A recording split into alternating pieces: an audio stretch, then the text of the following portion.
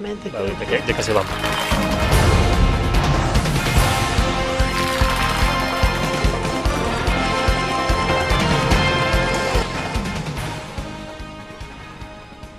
Buenos días, bienvenidos a la entrevista en línea. Es un gusto que nos acompañe. Transmitimos en tiempo real desde la sala de redacción de la Prensa Gráfica.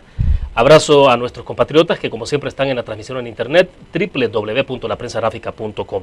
Varios temas para la reflexión de este miércoles a mitad de la semana, cuando estamos más o menos a 3 días para la toma de posesión del presidente electo Salvador Sánchez Serén. El próximo domingo es este acontecimiento. Vamos a hablar de ese tema en particular, del proceso de la transición, y sin duda alguna de otros temas de coyuntura. Nuestra invitada es especialista, es conocedora de los números, por lo tanto es imposible dejar de hablar de presupuesto, del tema de paquete fiscal y de otros temas más. Está con nosotros en nuestros estudios Lorena Peña, ella es diputada del FMLN, presidenta de la Comisión de Hacienda y vicepresidenta de la Asamblea Legislativa. Lorena, es un gusto, bienvenida. Buenos días, un gusto, William, estar contigo y con toda tu audiencia aquí en la Prensa Gráfica. Perfecto, diputada, para comenzar, hablemos un poco del evento del próximo domingo. Si nos puede contar un poco cómo marchan los preparativos. Usted ha integrado la comisión de transición, hablaremos más adelante. Me dijo de que no estará presente en el encuentro ahora que habrá del gobierno saliente, el gobierno entrante con la Asociación Nacional de la Empresa Privada, pero lo platicaremos más adelante. Pero bueno, ¿qué es lo que hay entonces para el domingo 1 de junio? ¿Confirmación de varios presidentes en América Latina?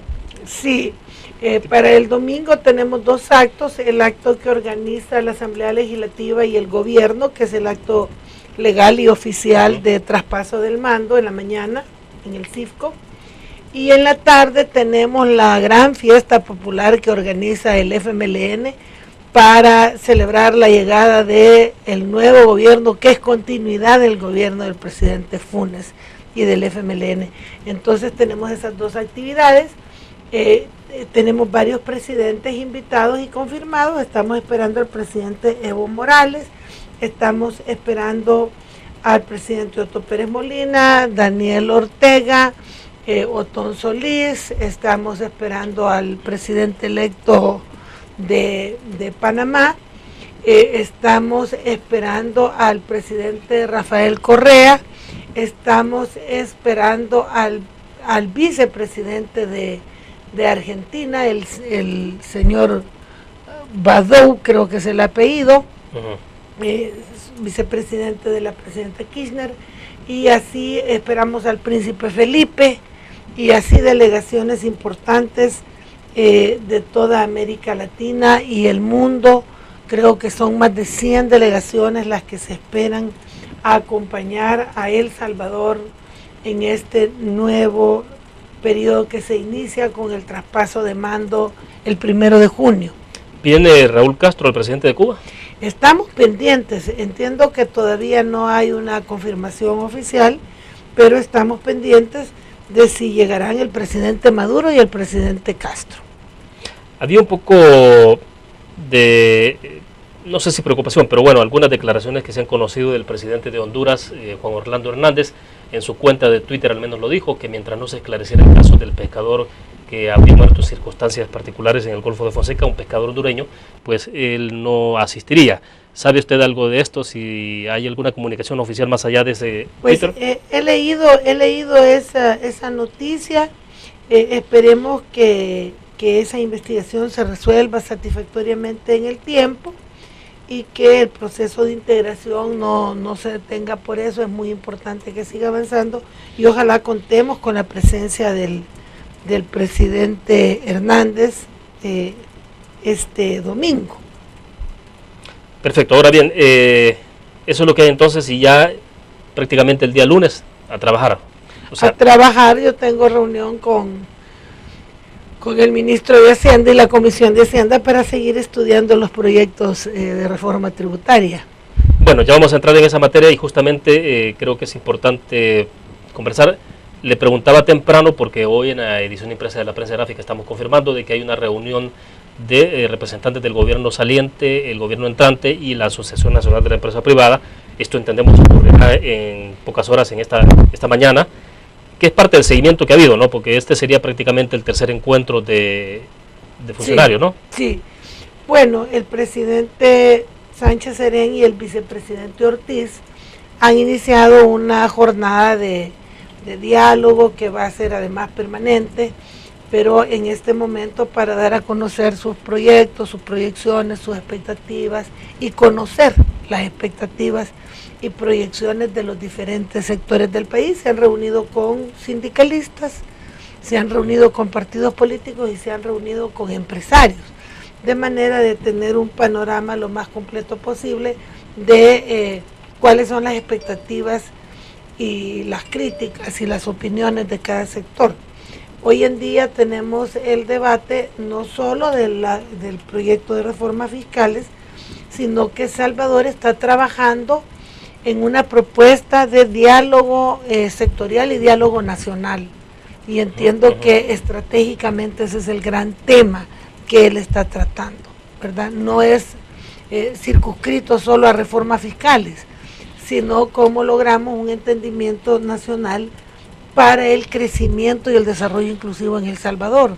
O sea, el tema de reformas fiscales es un apartado. Es un apartado, y es más, Jato Asbun y un equipo de Naciones Unidas están preparando toda la metodología y el proceso que vamos a desarrollar en este diálogo de manera que dé productos, porque podemos pasar dialogando hasta que nos aburramos y ese no es el caso, sino que tener una metodología que nos dé productos.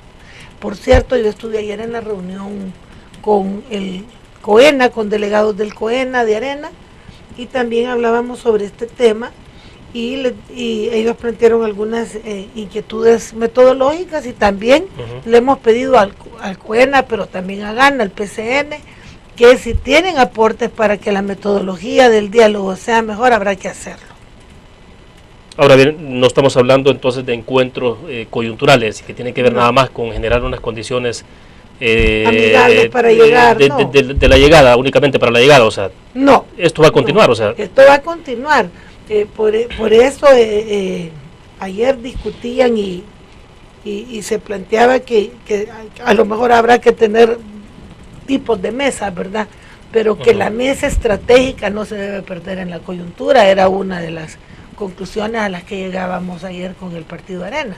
Es decir, o sea, a pesar de que vienen elecciones y que habitualmente eso tensiona el ambiente. Está la demanda de los diputados y que está la cosa fiscal, decíamos no vamos a entretenernos en una mesa estratégica en estas cositas, porque hay temas, por ejemplo, cómo vamos a la desconcentración económica, territorial y el desarrollo de zonas especiales como el Golfo, la franja costero marina, la zona norte. Ese es un gran tema donde todos tenemos que concurrir. Te pongo otro ejemplo, el pacto por el café que se firmó, digamos, por el presidente, cómo lo vamos a echar a andar. La seguridad pública, ¿verdad? Cómo vamos a encarar estratégicamente el tema de la seguridad pública. Son como grandes temas que no deben estar sujetos. Y el proyecto de sostenibilidad fiscal visto como un proyecto en función del crecimiento y el desarrollo. Estos son como temas estratégicos que trascienden sinceramente la emisión de un paquete de bonos o un par de impuestos que solo elevan la presión tributaria, pero que son un componente de lo que podría ser una ruta de saneamiento de las finanzas públicas. Ahora, ¿en dónde puede encontrarse el kit de este asunto? Es decir, la posibilidad de que esto tenga éxito. ¿En qué radica?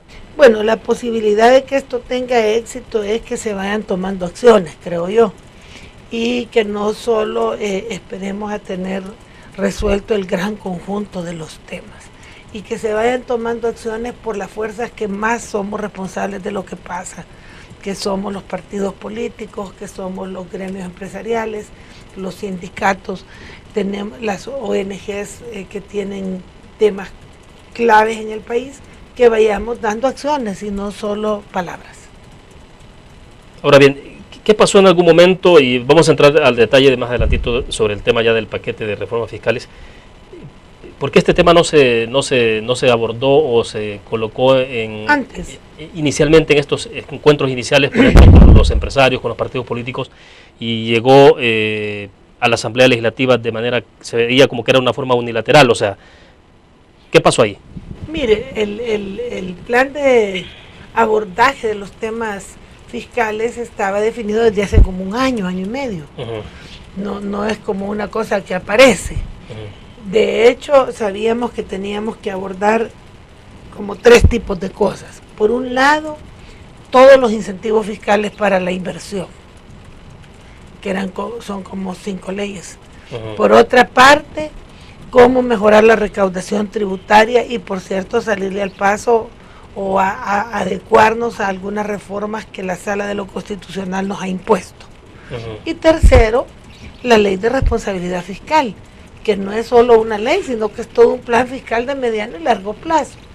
Entonces, nosotros optamos por comenzar por los incentivos a las empresas, porque eso tenía que ver directamente con el crecimiento y además para avanzar en que se puedan desembolsar los fondos de Fomilenio 2. Y ahí estuvimos viendo la reforma a la ley de zonas francas, la reforma a la ley de servicios internacionales, etcétera, ¿verdad? Eso nos entretuvo bastante.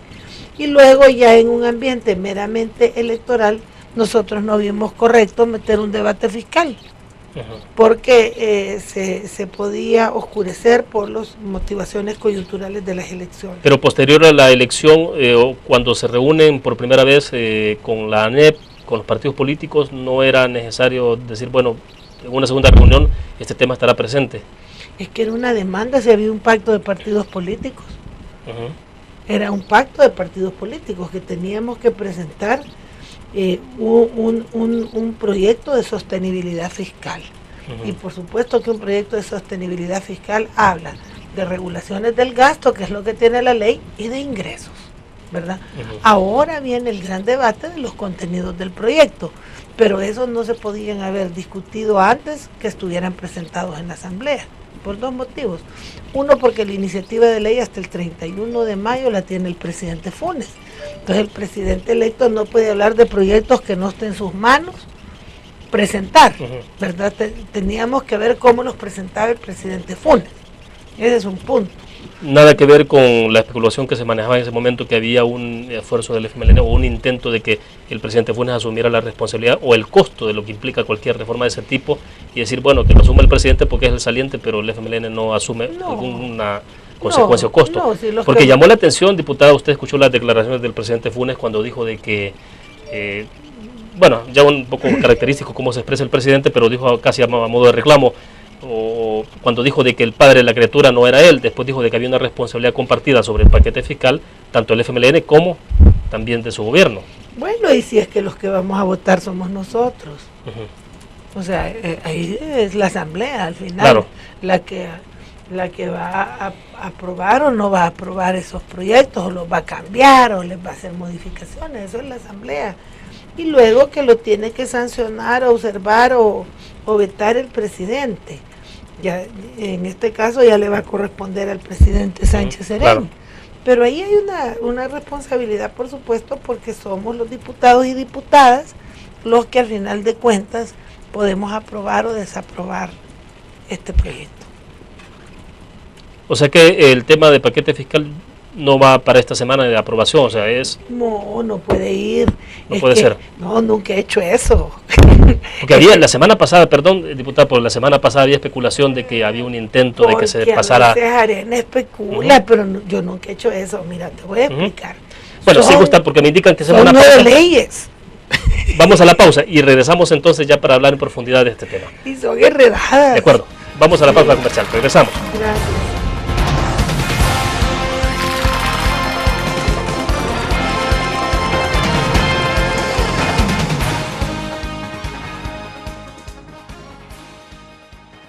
Ingresa gratis a un nuevo nivel de lectura. Desde tu computadora, busca en nuestra página web el link del kiosco LPG. Regístrate y listo. Escoge tu lectura.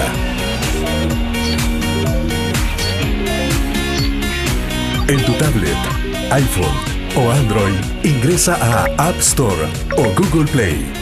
Busca kiosco LPG. Descarga la aplicación y disfruta de todas nuestras publicaciones digitales.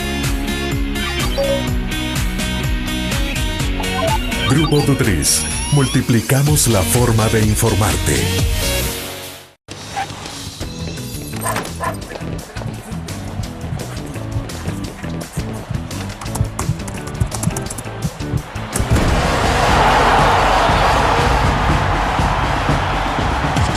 La pasión del deporte la vives también en elgráfico.com, el sitio deportivo más completo de El Salvador, con la información actualizada y resultados minuto a minuto de los partidos en juego. Elgráfico.com, conectados por deporte. Una nueva forma de vivir la información. GDA Live de Grupo Dutriz. Ingresa a App Store o Google Play y descarga gratis la aplicación GDA Live. Ahora busca en nuestros periódicos y revistas los iconos de GDA Live. Enmarca la imagen dentro de tu pantalla para animarla. Toca 2 veces la imagen para vivir la información en pantalla completa. Y recuerda que en el código ALIVE de la portada estaremos actualizando nuestras noticias. Con GDA Live, vive la información. Grupo Dutriz, multiplicamos la forma de informarte. Un graficionado no olvida la historia. Y aunque perdió una y otra vez, no perdió el orgullo. El graficionado se levantó entonando su grito de batalla, respirando gritos de gol y celebrando las épicas victorias. Un graficionado cree en la magia de la camiseta y mantiene viva la ola de fe, porque el graficionado sueña con volver a un mundial. El Gráfico lo hacemos por deporte.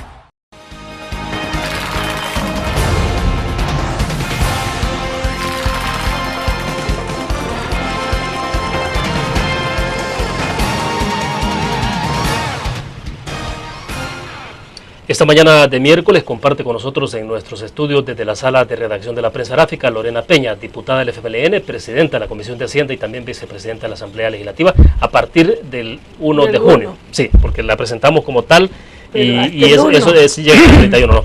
Bueno, diputada, retomemos entonces el hilo de la conversación. Era especulación de que esto se iba a pasar con dispensa de trámite, un madrugón y todo ese tipo de cosas. Mira, en los proyectos de ley entraron a la asamblea, a la ventanilla de la asamblea, hace 2 jueves. No. El jueves pasado entraron al pleno y pasaron a comisión.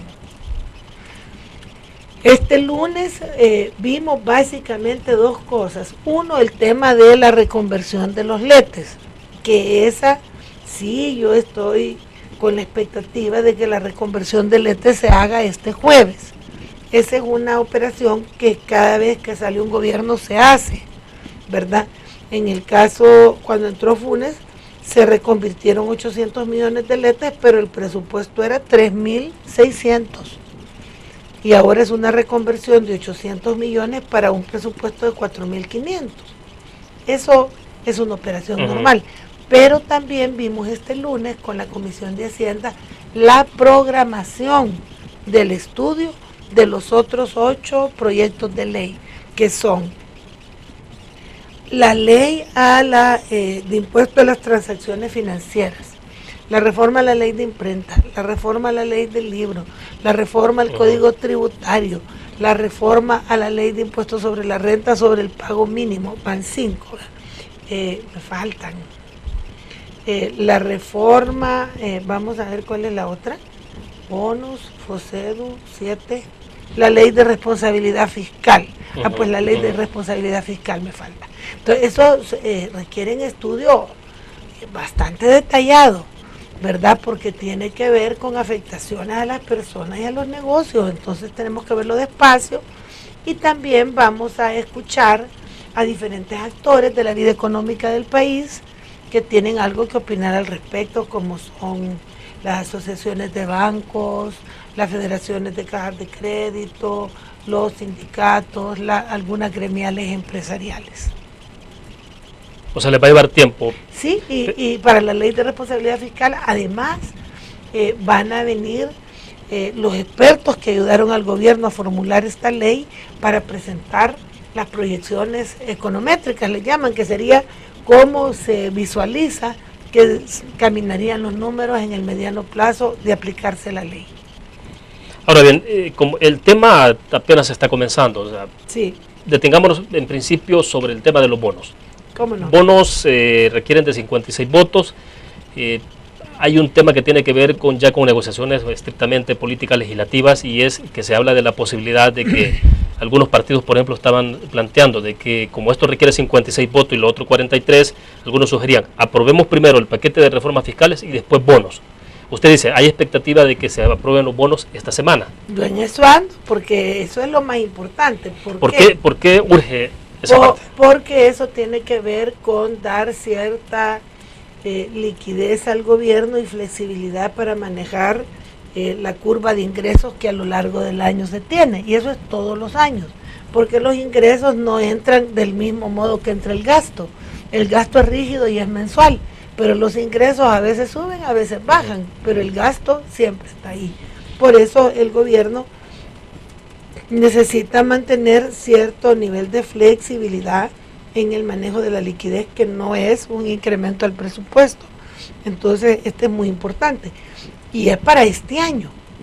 Entonces, si tú, para conseguir este dinero, antepones la reforma fiscal, ¿a qué nos obligarías? A una reforma fiscal a la carrera, porque andaríamos trotando para tener después el ingreso de los bonos. Y el tema de bonos es muy urgente, es decir... Es que es para problemas de liquidez, porque es la conversión de letes. Alguien decía, no recuerdo en este momento quién, pero era un economista que planteaba la posibilidad de que el gobierno estuviera en apuros incluso para el tema de salarios de aquí a junio o julio, si no se aprobaban los bonos. No es para tanto, pero puede llegar a tener problemas porque, como te digo, siempre hay necesidad de darle liquidez al gobierno. Por ejemplo, en el 2009 que nosotros entramos, lo que había colocado de letes era 1.182 millones de dólares, fíjate, 1.182. Entonces eso ocurre siempre y tienen vencimientos mes a mes. Bien, entonces, pero... Acciones alarmistas han querido desarrollar, pero es como con cuestión de interés más político. Pero yo esperaría que vayamos bajándole el tono al alarmismo y entremos a ver cómo el país crece. Y el país, el crecimiento depende mucho de las expectativas. Entonces los que tienen un discurso alarmista con fines políticos deben saber que le hacen daño al crecimiento, porque espantan la inversión con su discurso, o eso quieren. Entonces deben centrarse, ser más objetivos a la hora de analizar la situación objetiva de El Salvador. Entonces no hay ningún sentido que puedan estar condicionando el tema de bonos al tema de paquete fiscal. Es que hasta están atravesados porque no creo que nadie esté urgido de aprobar el paquete fiscal. ¿O crees que hay alguien que esté urgido? Así, urgido. No, si ese tema va más despacio, ¿verdad? Pero el tema del dinero siempre es urgente. ¿Qué tipo de acuerdo o acercamiento hay ya con los partidos políticos, sobre todo con quienes tienen la posibilidad de 56, de hacer los 56 votos? Yo ando detrás de los 84, es lo primero que te quería decir. ¿Usted quiere unanimidad? Sí, porque este es un compromiso de nación. Si cuando el presidente Funes llegó, nosotros no le regateamos los votos a Arena, cuando nos tocó aprobar 2.753.5 millones, nos tocó aprobar con dispensa de trámite, el 22 de mayo del 2009. Y eran decretos retroactivos. Fíjate que les dicen, cuando un decreto dice, este decreto es de orden público, quiere decir que es retroactivo. Entonces, quiere decir que esos 2.753 millones ya se los habían gastado. Y por eso hubo necesidad de un decreto retroactivo. Y nosotros dimos los votos porque entendíamos que es necesario dejar saneada la cartera de letes y además en ese caso pagar el FOSEDU, que ya lo habían gastado, lo del PEIS, que ya se lo habían gastado, y una serie de obligaciones que ellos habían gastado sin tener los dineros. Entonces yo esperaría que así como fuimos unánimes en sanear la cartera de Arena, que fueron 2.753 millones, pues ahora pudiéramos ser unánimes en sanear esta cartera que tiene 2 puntos, 800 millones de letes y 350 millones que son para pagar los bonos del Fideicomiso de Educación y Salud que emitieron en tiempo el presidente Saca y que generaron deuda. Para eso son. Bueno, pero ese tema entonces... ando buscando unanimidad. Claro, entonces lo veremos mañana jueves. Ay, plenaria. Primero Dios. Sí, pero ¿está optimista de que se consiguen esos datos? Sí, yo estoy optimista porque hemos platicado con todos los partidos y yo creo que todos comprenden la necesidad de la medida. Ahora, de que comprendan intelectualmente la necesidad de la medida, a que voten, eso se va a ver mañana. Pero hay una comprensión del problema, eso es obvio.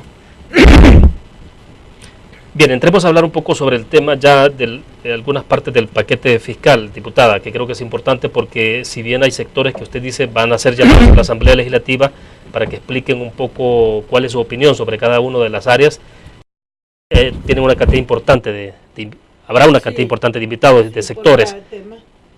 Pero bueno, a estas alturas ya hay algunos pronunciamientos que se están dando en torno a esto, sobre todo la parte específica que tiene que ver con las transacciones financieras.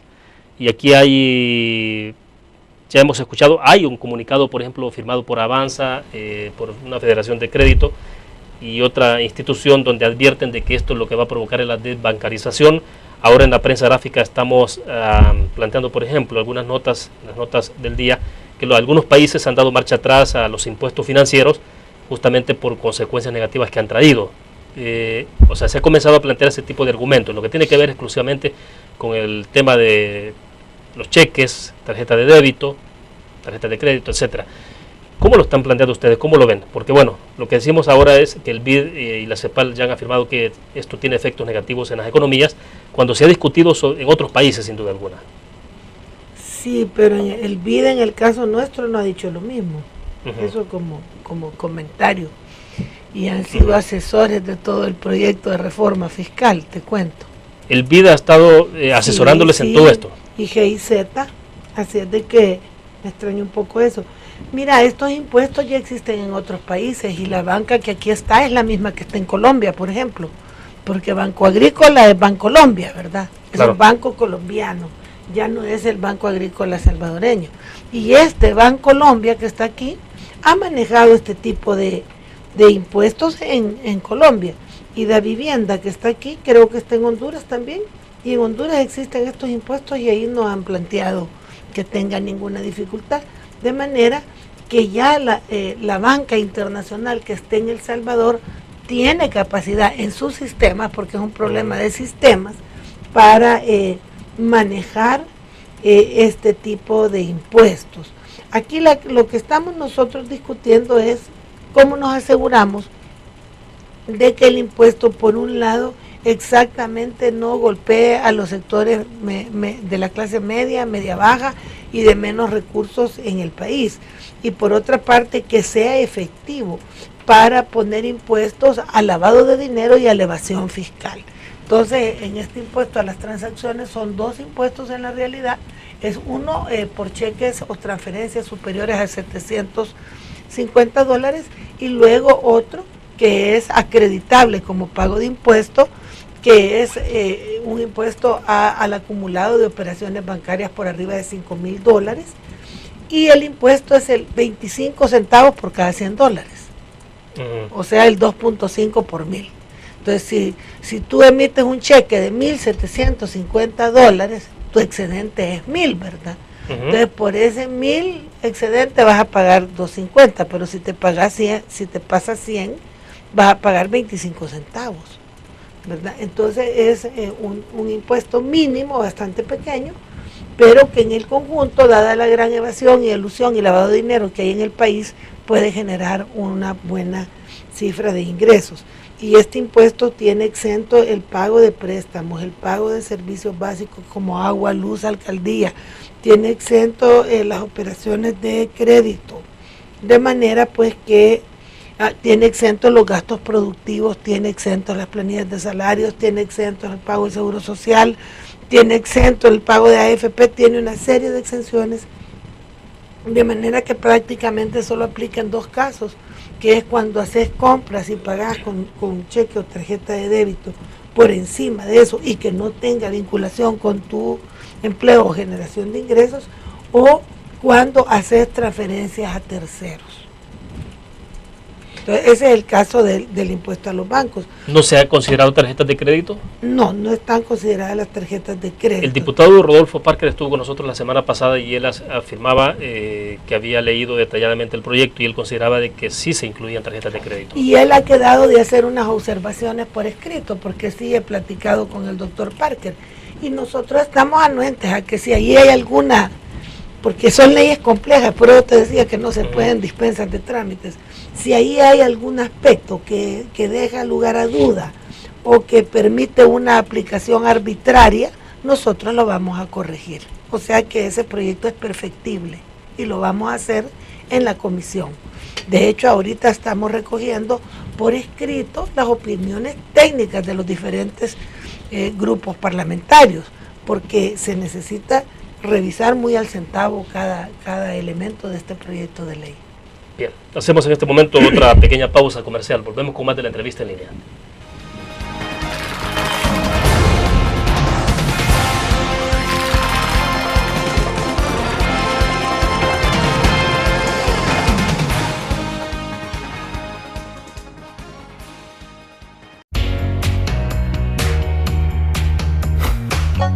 Cada momento, donde quiera que estés, te damos el mejor contenido en diferentes plataformas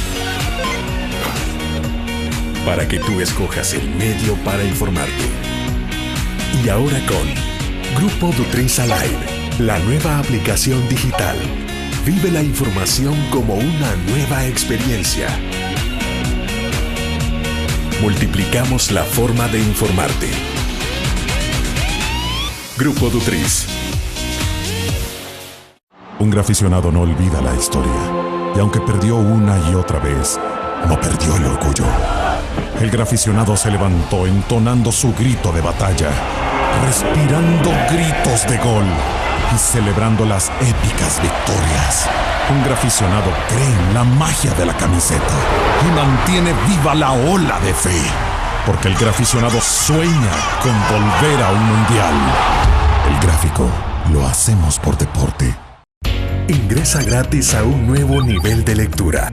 Desde tu computadora, busca en nuestra página web el link del kiosco LPG. Regístrate y listo.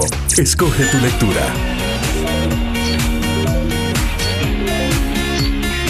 En tu tablet, iPhone o Android, ingresa a App Store o Google Play. Busca kiosco LPG. Descarga la aplicación y disfruta de todas nuestras publicaciones digitales. Grupo Dutriz. Multiplicamos la forma de informarte.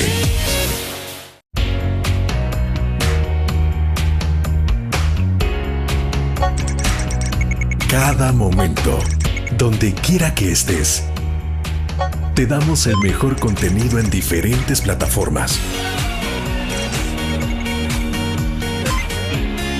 para que tú escojas el medio para informarte. Y ahora con Grupo Dutriza Live, la nueva aplicación digital. Vive la información como una nueva experiencia en tu periódico. Multiplicamos la forma de informarte. Grupo Dutriz.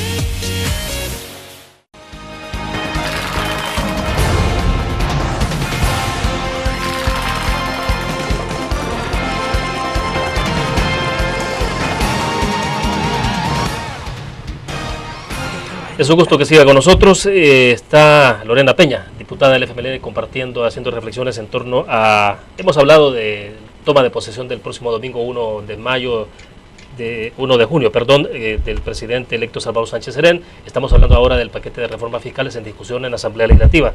Diputada, en el corte comercial estábamos hablando un poco sobre el tema de este comunicado que ha publicado el sistema FedeCrédito, ASIBAN, que es la Asociación Salvadoreña de Bancos Cooperativos y Sociedades de Ahorro y Crédito, y Avanza. Y dice, le quiero leer rápidamente el planteamiento que se hace sobre algunas reformas puntuales. El nuevo impuesto, dice, que tiene que ver con las operaciones financieras. Ellos advierten que va a provocar una parte de la población que no utilice el sistema financiero, es decir, toda esta parte que tiene que ver con la posible desbancarización, porque va a paralizar la inversión y generaría mayor desempleo. Pero dicen ellos, El nuevo impuesto castigará a quienes hacen sus transacciones financieras dentro de la formalidad, es decir, la posibilidad de que esto empuje a la informalidad. Afectará a todas las personas de bajos y medianos ingresos por el incremento de precios en todos los productos y servicios. Perjudicará a los micros, pequeños y medianos empresarios que tradicionalmente compran y producen y venden localmente. Y uno más, porque hay varios puntos. Es una medida opuesta a los esfuerzos por canalizar el ahorro del sistema financiero formal a la actividad productiva que genera empleo y bienestar para los salvadoreños, pues estimulará la informalidad mediante el uso de dinero en efectivo, lo que incrementará los riesgos de seguridad a la población. Y hay más observaciones, pero esas son como las más connotadas quizás. ¿Cuál es entonces la reflexión que pueden hacer ustedes sobre porque esto? Me imagino que lo conocerán entonces en la comisión. Ellos van a ser invitados. Ellos van a ser invitados y yo personalmente tengo una reunión con su presidente. Esto va a ser ya próximo. Ya próximo. Con el presidente de Avanza. Sí, con el señor Arias. En primer lugar, no fomenta la informalidad, sino que por el contrario, como es un impuesto acreditable, si tú declaras renta como pago de impuestos, o también para acreditarlo como pago del IVA, puede promover que sectores medianos que viven en la informalidad se formalicen, ¿verdad? De manera que no promueve la informalidad, sino que al contrario. Por otra parte, hay una serie de transacciones que ahí están mencionadas, como es el desarrollo de los gastos productivos de los micro, pequeños y medianos empresarios que están exentos en este proyecto. Es decir, que como les explicaba al inicio, transacciones que sean para compra de insumos, transacciones que sean para pago de créditos, transacciones que sean para pago de empleados, transacciones que sean propias del giro del negocio, no van a estar afectadas por este impuesto del 2.5 por mil, es decir, 25 centavos por cada $100.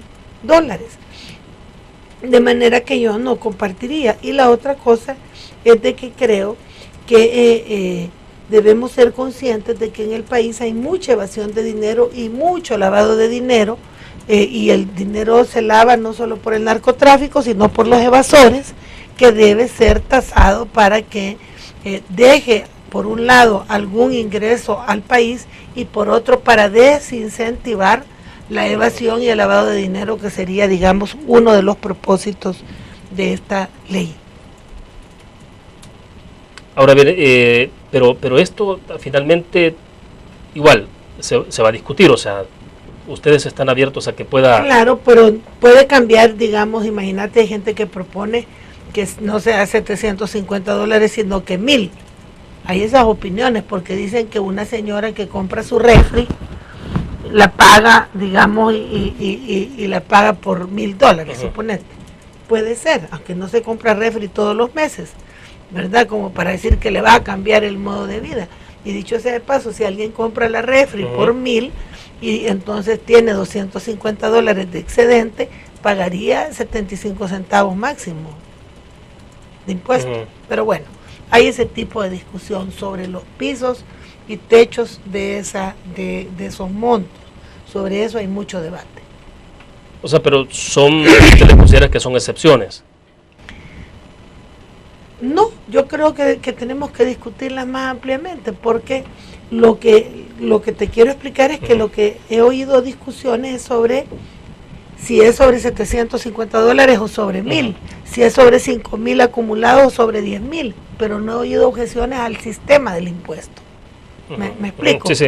Al principio de tasar la transferencia, eso en términos generales es como normal.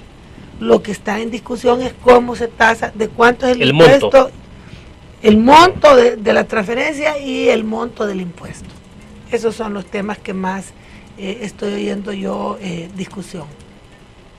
Y hay que estar abiertos, pues, porque nadie tiene la verdad absoluta. Estamos buscando lo mejor para el país. Porque aquí viene el tema que no hablan los bancos y no habla casi nadie. Miren, El Salvador, para salir de la desventaja que tiene en materia de crecimiento, necesita hacer un par de cosas, no solo sanear las finanzas. Necesita, por ejemplo, hacer un acuerdo con los empresarios de qué elementos necesita que echemos a andar para producir mejor. Eso es gasto. Yo no sé si serán calles, yo no sé si serán laboratorios, yo no sé, ¿verdad? La inversión pública. Pública. Por el otro lado, ya tenemos ubicadas una serie de sectores de la producción en El Salvador. Eso lo veía en la reunión esa que tuvimos con el BID, donde el Ministerio de Economía dice, aquí hay 6 sectores productivos con mucha demanda internacional, tenemos una base propia para desarrollarlo, pero el Estado tiene que ayudar en ciertas cosas. Te pongo un ejemplo, el sector de la aeronáutica. Nos decían, no, si aquí ya tenemos un buen desarrollo de la aeronáutica, pero necesitamos 300 ingenieros calificados y no me acuerdo cuántos. Ese es un gasto. Te pongo un ejemplo chiquito. Entonces, para que el país crezca, el Estado tiene que hacer su parte. Y para hacer su parte, tiene que poner recursos. Estamos hablando de la seguridad. La seguridad es un gasto enorme y es fundamental para también volver al tema del crecimiento y de la calidad. Y no solo el crecimiento, sino la calidad de vida de la gente. Vos tenés derecho a que si tenés calor abrís la puerta y no estás afligido en tu casa, se supone. Pero ahorita tenés calor y no abrís la puerta porque se te mete el ladrón, ¿o no es verdad? Entonces vaya, para eso hay que gastar.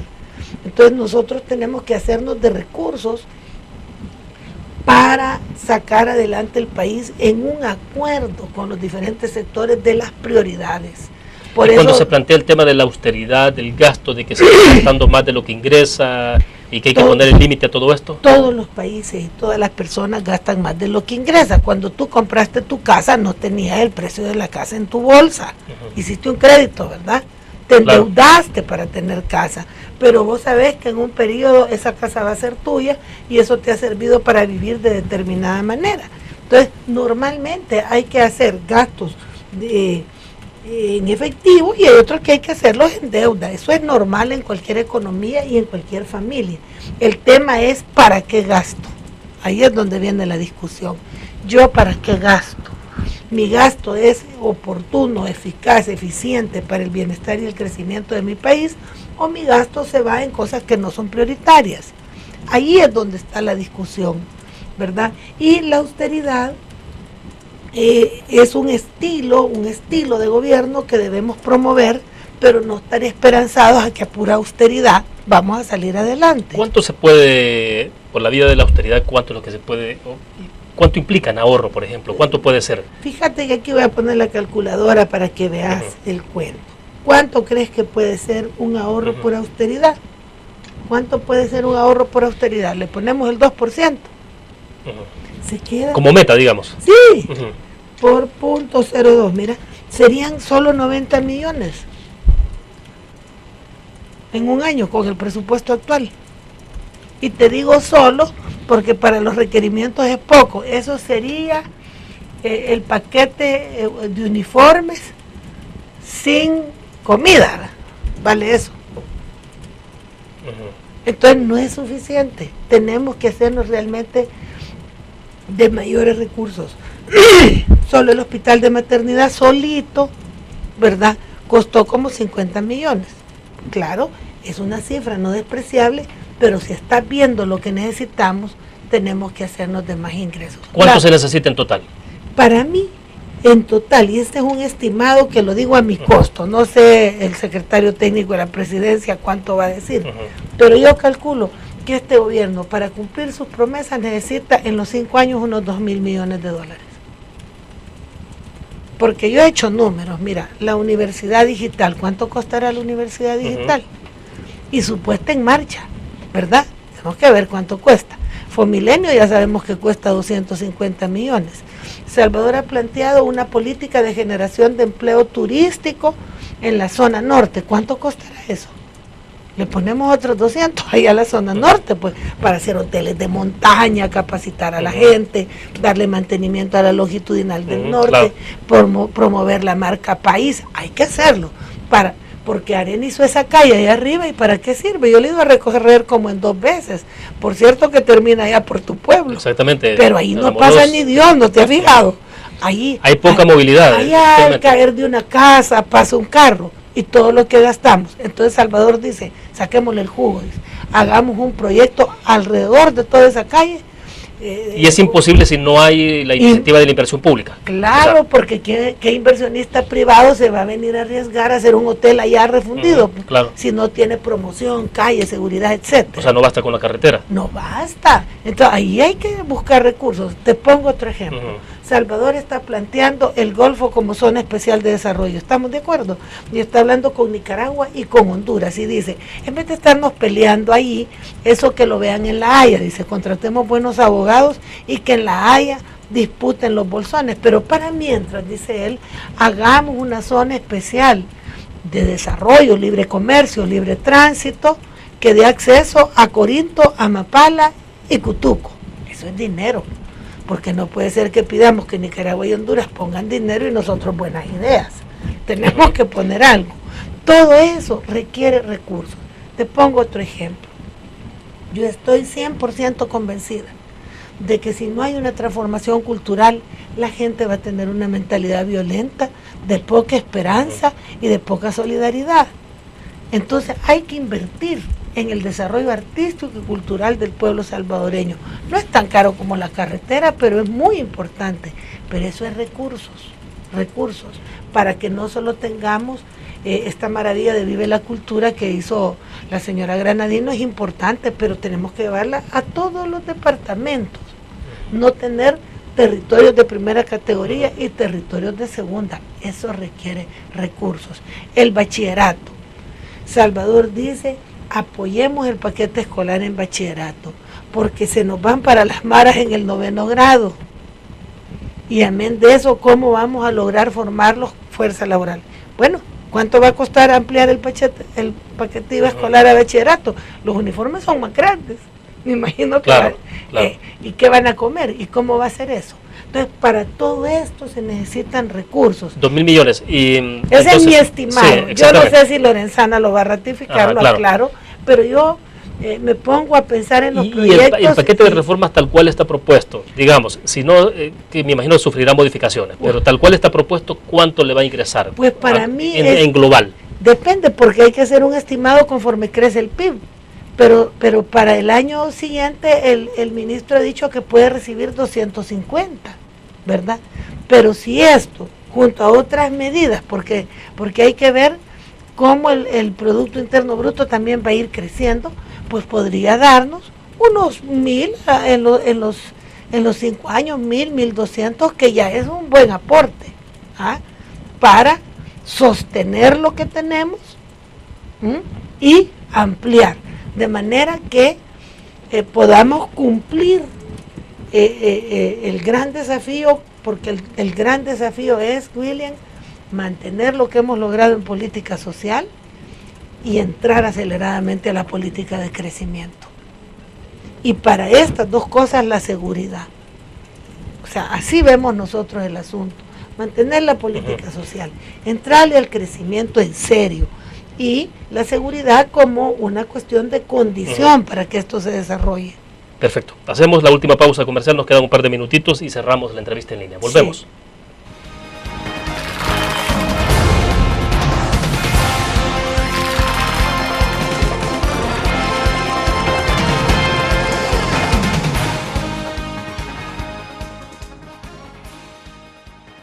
Ingresa gratis a un nuevo nivel de lectura. Desde tu computadora, busca en nuestra página web el link del kiosco LPG. Regístrate y listo. Escoge tu lectura.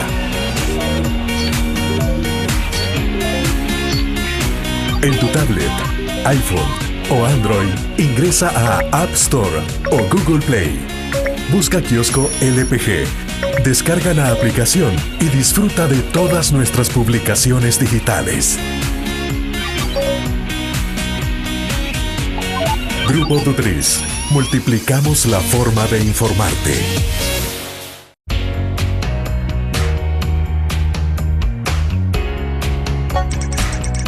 Cada momento, donde quiera que estés, te damos el mejor contenido en diferentes plataformas. Para que tú escojas el medio para informarte. Y ahora con Grupo Dutriz Alive, la nueva aplicación digital Vive la información como una nueva experiencia en tu periódico. Multiplicamos la forma de informarte. Grupo Dutriz.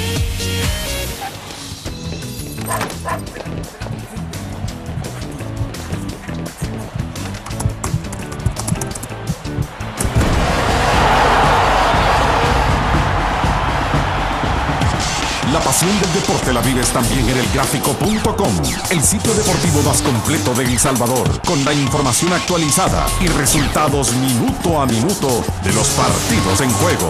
Elgráfico.com, conectados por deporte. Una nueva forma de vivir la información. GDA Live de Grupo Dutriz.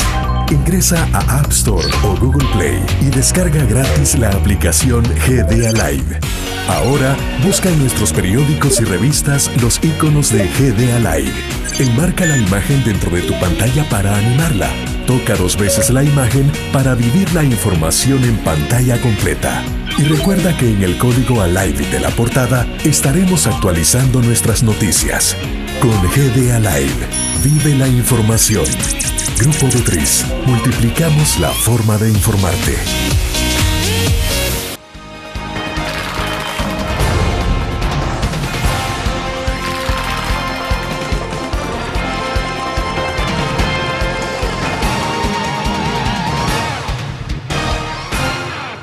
Bueno, estamos al cierre de la entrevista en línea. Lorena, entonces, ¿qué hay que articular de forma paralela a esta iniciativa de paquete de reforma fiscal? Es decir, usted dice, bueno, sí que está sometido esto, apenas se va a someter a discusión, se invitará a sectores, o sea, pero de que habrá reforma fiscal, habrá. Yo espero que haya, y que además haya ley de responsabilidad fiscal y social.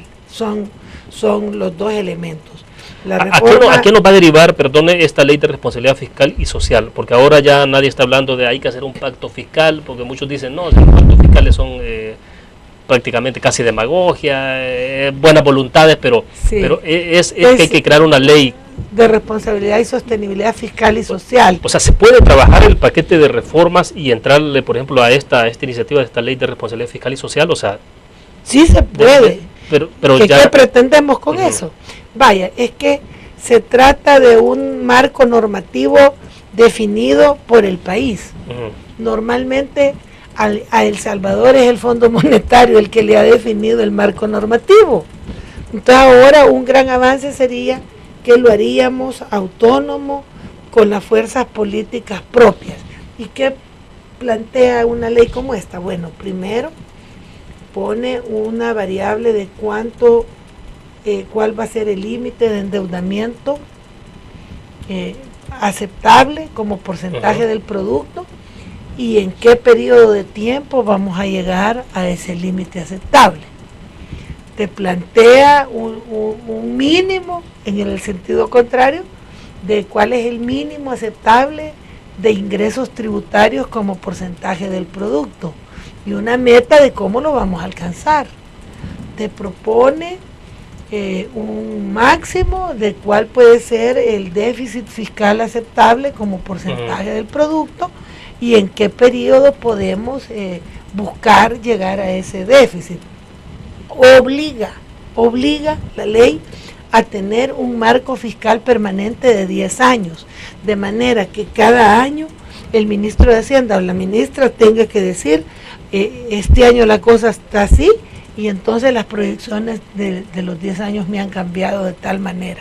O sea que evita esta ley, por esa vía, sorpresas, default o situaciones más graves, porque obliga a mantener un panorama fiscal en números de 10 años y ser presentado a la Asamblea Legislativa cada año. El otro tema que regula esta ley es sobre los criterios de evaluación del gasto. Te da criterios de evaluación del gasto y también te plantea su fase de implementación, cómo la implementaríamos. Y plantea entonces, por ejemplo, en el caso del gasto público, no un recorte del gasto que hay, sino un recorte de la tasa de incremento. Es decir, que no crezca a la velocidad que ha venido creciendo, sino que el gasto crezca más lento que lo que crece el Producto Interno Bruto, para que se pueda llegar a una situación manejable. Y esto se mide en porcentajes, porque si vos no lo medís en porcentajes, entonces podés decir, hoy gastamos más que en tiempo de Martínez. Sí, pero eso no te da una idea, sino que lo importante es qué porcentaje del Producto Interno Bruto, es decir, qué porcentaje de los recursos que el país genera se van en gasto público. Eso es lo que hay que estar midiendo, y no tanto el monto. Entonces, ¿qué quiere decir esto? Que si el Producto Interno, nuestra economía, crece más, entonces el porcentaje del gasto también va a ser menos. Por eso es tan importante que esta fiscalidad no sea para contraer la economía, sino para sacar los recursos, como yo te hablaba hace un rato, para mover los motores del crecimiento económico. Yo espero que estos 5 años que inician el domingo sean los 5 años del despegue económico. El Salvador ni con los acuerdos de paz despegó, porque vino un montón de dinero, pero se lo gastaron y luego privatizaron y nos volvimos a quedar igual. La base económica de El Salvador cambió muy poco. Entonces deberíamos de aspirar a que en estos 5 años despeguemos la economía del país y podamos alcanzar una tasa de crecimiento superior a los 2 puntos o superior a los 3, ojalá, para que podamos decir que estamos en la ruta del buen vivir, que es la oferta del compañero Sánchez Serén. Diputada, si el paquete de reformas tributarias a ustedes les confirman, les demuestran de que esto va a tener efectos más negativos a lo esperado en el mediano plazo, aunque en el inmediato, en el plazo inmediato ustedes puedan tener un ingreso, pero si eso les demuestra a ustedes que va a tener un impacto sobre la economía y sobre esas aspiraciones de que el país crezca, ¿se puede parar esto? Es que si nosotros descubriéramos que un impuesto es negativo, hay que quitarlo, pero yo hasta ahora no estoy convencida de ello. Pero te voy a decir algo más. También hay que ver que los impuestos no pueden ser eternos. A lo mejor dentro de 10 años un impuesto hasta sobra. A lo mejor otros que quitaron antes vuelvan. Eso hay que estarlo revisando. Pero yo creo que para este momento es importante.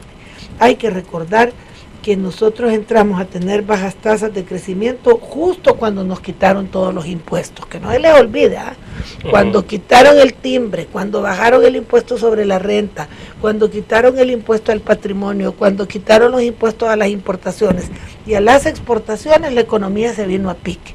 O sea que la experiencia no nos dice que cuando quitan impuestos la economía crece. Al contrario, aquí quitaron un montón de impuestos y la economía ya no creció. El promedio de la década, de las 2 décadas, no pasa de 2.1.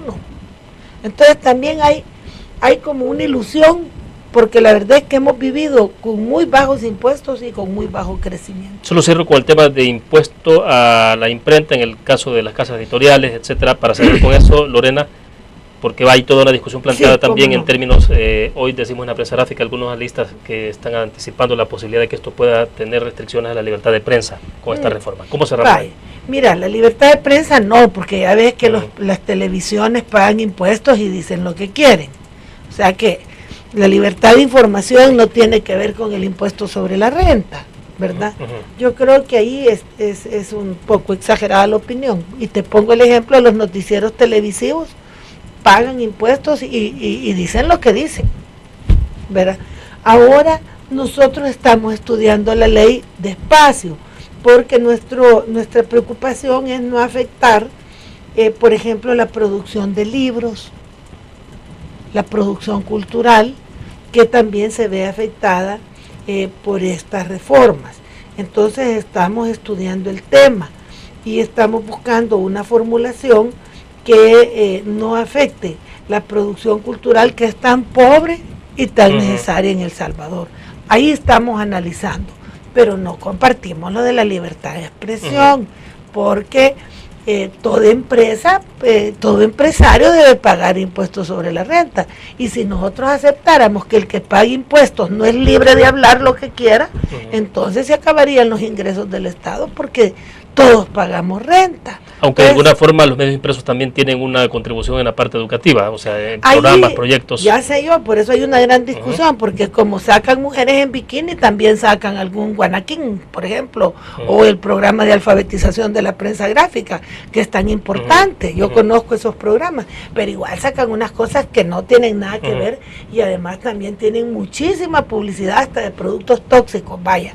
Entonces hay que hacer la discusión, pero lo que te quiero decir es que nosotros estamos analizando estos dos proyectos, creemos que a lo mejor podemos hallar una formulación que especifique más qué tipo de producción es la que está afecta al impuesto sobre la renta y no en general, ¿verdad? Porque se puede dar el caso de que golpeemos lo que es la actividad propiamente cultural e informativa. Y nosotros no queremos golpear esa actividad, sino que lo que queremos es que de acuerdo a tus utilidades pagues renta, pues, pero hay que estudiarlo más. Es uno de los que está más controvertido, digamos, en el ambiente político. Bueno, seguiremos platicando más adelante, diputada, y asumirá en algún momento el Ministerio de Hacienda o no. Yo lo que voy a asumir es la vicepresidencia. Eso sí está seguro. Sí, y voy a seguir en mi trabajo en la Comisión de Hacienda. Mientras tanto, Carlos Cáceres continúa en Hacienda. Ahí está el licenciado Cáceres, que es una gran persona y que me parece que desde aquí lo felicito porque el país flotó en medio de esta gran crisis mundial y él condujo con buena mano las finanzas públicas. Bueno, se nos fue el tiempo. Gracias, diputada. Gracias. Muy gentil, muy amable. Bien, terminamos de esta forma la entrevista en línea. Nos vemos mañana a 6:45 de la mañana con el noticiero de la prensa gráfica, 7 en punto, la entrevista en línea.